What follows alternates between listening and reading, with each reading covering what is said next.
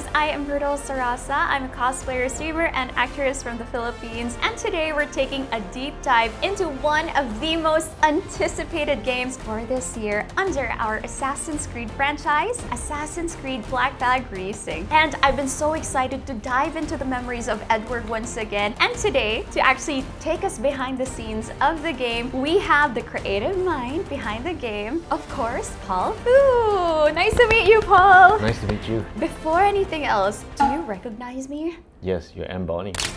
Yes! Because I was so worried that you wouldn't recognize me because we put in so much effort for this cosplay. Thank you so much for We've this. been so excited for this game to come out. And actually, we have a couple of questions for you. Are you ready to answer? Absolutely. Alright, for our first question is, Black Flag is honestly one of the most loved Assassin's Creed titles ever, from the story to the gameplay. It has become really iconic. So I have to ask, what made you guys decide to bring this title back? Well, first of all, I really love Edward Kenway as a character. Ever since I saw his story, 13 years ago now, I've always been into his lore, into his motivations. You know, he's somebody who really wants to provide for his family, but at the same time, he wants his freedom. He wants to become a pirate. He goes through several tragedies in order to reach the end of the game, and that really stuck to me, which is why I thought that it was a good time to bring Black Flag back. At the same time, Singapore also has built up a naval expertise over the years, and we naturally have a content expertise as well, and we thought it was time to expand our portfolio, and Black Flag just seemed like a natural fit, you know. That's actually really interesting. For a lot of people who don't know, you actually worked on the original title back in 2013. That's right. Was there any pressure to bring this back? Yeah, there definitely is a lot of pressure. I mean, Jean and Darby, the original directors of the game, you know, they had a really good vision for Black Flag and the vision for the Caribbean, and we wanted to treat it with the utmost respect, especially since I love the game and I know that fans really love the game. There was a lot, but we had several calls with them to make sure that we did the right thing in expanding the world, the Caribbean, and I think we're all really happy at how it turned out. I'm very excited. So today I got the chance to actually play the game for the first time during the preview. And one of the things that fans really connected with in Black Flag is Edward Kenway's journey as a pirate, assassin, and his entire adventure into the Caribbean. With this remake, did you expand or deepen any parts of the story that fans should look forward to? Yes. So first of all the original missions, they are improved upon. So we have new lines, new secrets, new scripted events, sometimes new cinematics to make sure that fans who have played the original still want to come back. We didn't change the story though. The story is sacred to us, so we didn't touch it. But we did expand upon the missions, and we added new extra content. So there's approximately about 6 hours of new content if you include the additional new main quest chapter. It's titled A World Without Gold, so that statement itself means a lot to the fans. We have the 3 new officers, each with their own quest lines. We have new collection quests as well, new secrets in the hideout, new quests in the hideout. So there is a lot. Yes, I actually noticed during the preview that we got introduced to one of the newest characters, Lucy. She's very interesting. What were your inspirations for all of these new characters? So we wanted to make sure that we didn't do violence to the original story. So one of the narrative directions that we took right from the beginning was that for every character that we added to the story, every quest, we wanted to make sure that it reflected all the main themes of Edward and what the original team set off to do. So Edward is a man who loved freedom. And he loved gold, he loved pursuing treasures, but at the same time he's a very human person, right? He wants to provide for his family back home, and that theme of greed versus love for his friends, for his family is echoed throughout all the new characters that we created. So we made sure that every single character touched on these themes in order to feel authentic to what was before. Interesting. So I can see that it will really bring out the emotions out of Edward through this story. So I also noticed while I was playing the game that the map feels more massive.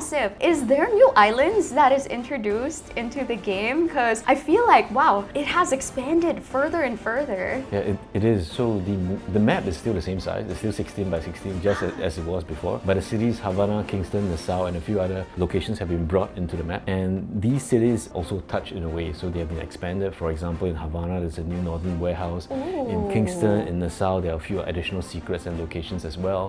There are also new playas and new islands that you probably have played today, where you can discover new secrets and micro bits of narrative that lead to potential secrets or just pure environmental storytelling. Interesting. And And since we talked about the longtime fans who have loved Black Flag for years, what do you think in the gameplay modes? What additions and improvements do you feel that would excite them to make them play the game once again? First of all, the story. So how we Definitely. expanded the story is really important to us. I've always felt that Black Flag is an extremely narrative-driven game. Edward has an amazing story. So we really want fans to come back and try this new additional content that we have. That's super important to me. I would also love for them to try the naval and the secondary fire, you know, with all the new weapons that we have on the Jackdaw. Lastly, the combat has been totally revamped, and I'd like to say that we have worked very, very hard to make sure that it's as deterministic and as skill-driven as possible in regards to an AC game. Yeah. What makes this version such a great entry point for new players who would like to play the game for the first time? I believe that there exist two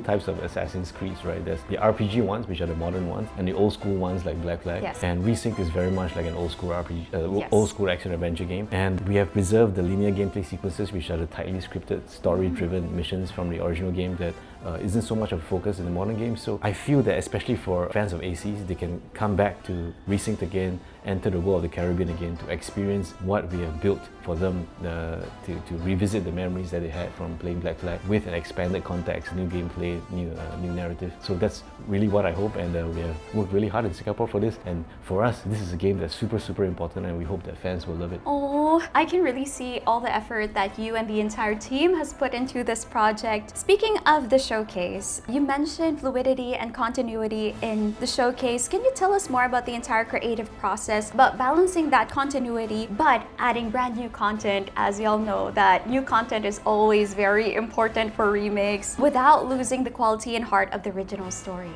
Right, so it all goes back to the narrative pillars that I talked about. So we always try to tie it back to Edward. At the same time, we have also added new content for the characters that we know, not just new characters. So for example, for Steve Bonnet, we have some additional moments. For Edawale, we have some additional moments as well. We have also tied up some loose ends that didn't exist in the original, just to expand a little bit on the ending that players might have felt was a little bit incomplete in the beginning. We really hope that fans would enjoy these special moments as well. We have also put in a lot of effort to make sure that these stories exist as part of Edward's psyche, not just as separate pieces of content that feel like side quests, but almost everything was crafted as if they were main quests in mind, to keep that cinematic spirit of Black Flag as it was back then. Out of curiosity, so I really love the diving experience of the game as well. What was the team's inspiration into adding a lot of deep dive moments into this? And did you dive into the Caribbean just to get an idea for these modes? I wish I did, but I did not. But funny story, so just before the announcement a couple of weeks back, we actually did a pre-show in Singapore for the development team, just to show them what we're going to show to the world 6 hours before it was shown. And I managed to fish out some prototype videos from the original Black Flag, and one of them was the underwater video. So we actually did make a prototype where you could dive anywhere in the Caribbean back then, but for many reasons it didn't make it, and we actually showed that old prototype, and people just went wild looking at all these various prototypes that we showed. So that brought back a lot of memories. Yeah, that's just a little story for you. It's really interesting because like getting the chance to dive and see sharks is very fun for me. And speaking of combat, what inspired the team to add or revamp the new combat features? I saw that there's a lot of more dynamic and action-packed combat compared to the original. What were your inspirations for these revamps? There are many inspirations. I personally love PvE fighting games as well as PvP fighting games. So I play a lot of Street Fighter. I have a master in Haki and Zangief in Street Fighter 6. So I took that as I wouldn't say an inspiration, but being a fighting game enthusiast, there's this concept we call flow charting. So what flow charting means is that at any point in time, there are a certain number of decisions that a player can make in order to make it feel deterministic in nature. As opposed to having the ability to do anything, which is essentially a non-choice. So to explain a little bit of what I mean, if you perform a perfect parry in Resynced, you get to do a chain takedown. But if you miss, because sometimes you might just miss, you do a normal parry, and then your mind has to go down a separate road. Road A, for example.